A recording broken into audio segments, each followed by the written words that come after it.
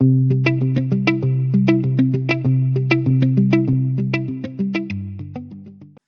hello everyone, and welcome to another session on the PEFTEC event.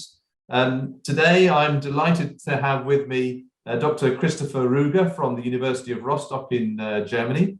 Now Christopher is going to be a busy man on the first day of PEFTEC because he is chairing one of the analytical sessions on mass spectrometry, and as the group leader for high-resolution mass spectrometry at the university, he's probably the ideal person to chair that session. I should mention that PEFTEC this year will take place on the 24th and 25th of November, and because of COVID, it's going to be a virtual event. So people will be able to log in from anywhere in the world. The timings are basically Central European time.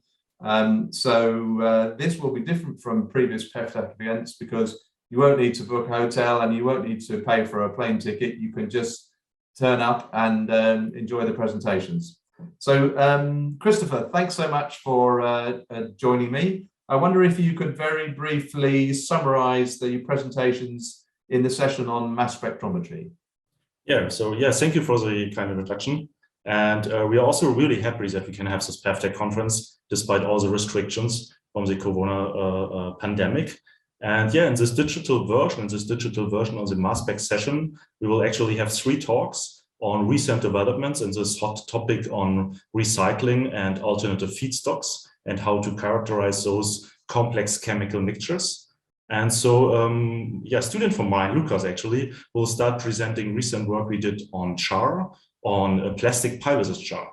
So in the framework of recycling plastic, you most often go the pyrolysis way. So you create a liquid, a gas, and a char.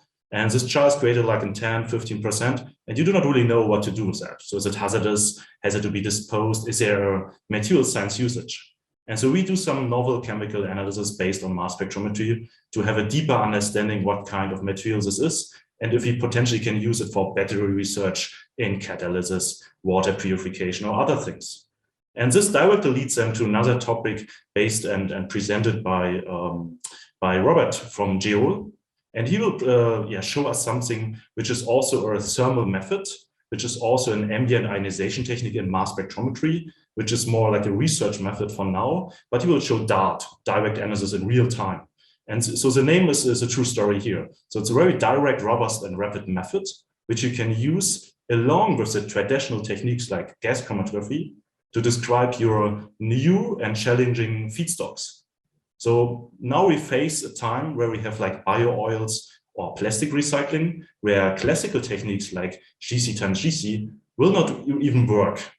And to close this gap in research, so there's some actually quite cool developments at GEOL with this DART technology. And here it's all about aging of fuels. So especially biofuels, they're not like dead. So they're like alive, they change over time, they age. And you want to understand this to also predict the properties, how to store it and how to use it.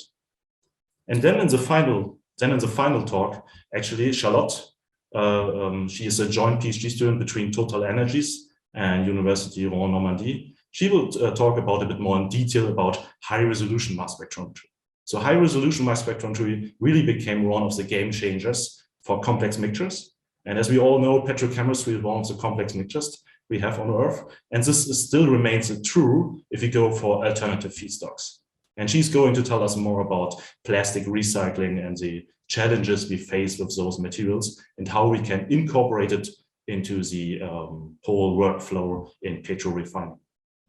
And I hope those 3 talks cover like a good bandwidth of recent research. Yeah, absolutely. I should probably mention that for anybody wanting to dip into those sessions, you as the chair will have to be quite rigorous with your timing because people will be dropping in and out from all over the world.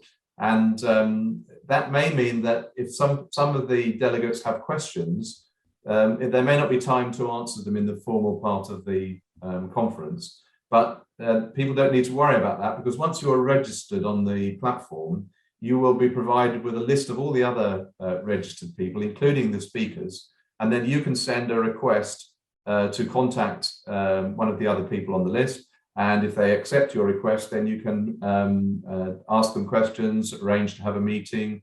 And that's not just the speakers. You can also do that with, there's a lot of exhibitors who have virtual booths at the event.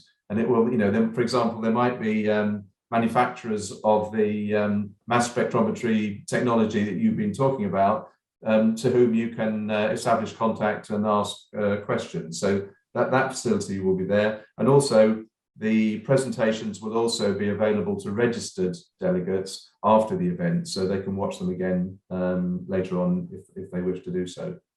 The other thing I wanted to ask you, Christopher, was how would you describe the typical delegate to an event like this? Who should come?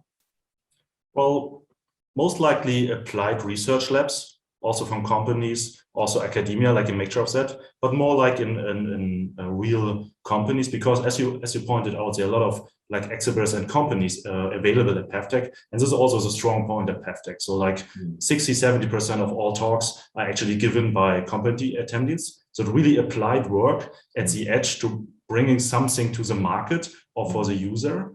And it's the same with this technology. At a first glance, it seems to be quite research busy or research oriented, but there are already some methods you can adapt for applied work. So it's actually like lab heads in petrochemistry, but also some technicians are actually user of mass spec facilities, and those attendees might be really welcome there and find some useful information. Since it's A, free, and B, virtual, it will be suitable for students from all over the world who might be interested in a career in this sector. Yeah, because it's a really hot topic, and then we will face those challenges in alternative feedstocks in next decades. So even young students might be addressed, because there's definitely a career path in treating and recycling those materials, and enable a lower carbon footprint for us. Yeah, absolutely. Okay, that's fantastic. Thanks so much for your time, Christopher. That's been really helpful. Really looking forward to seeing the session. Thanks. Thank you. Thanks. Bye.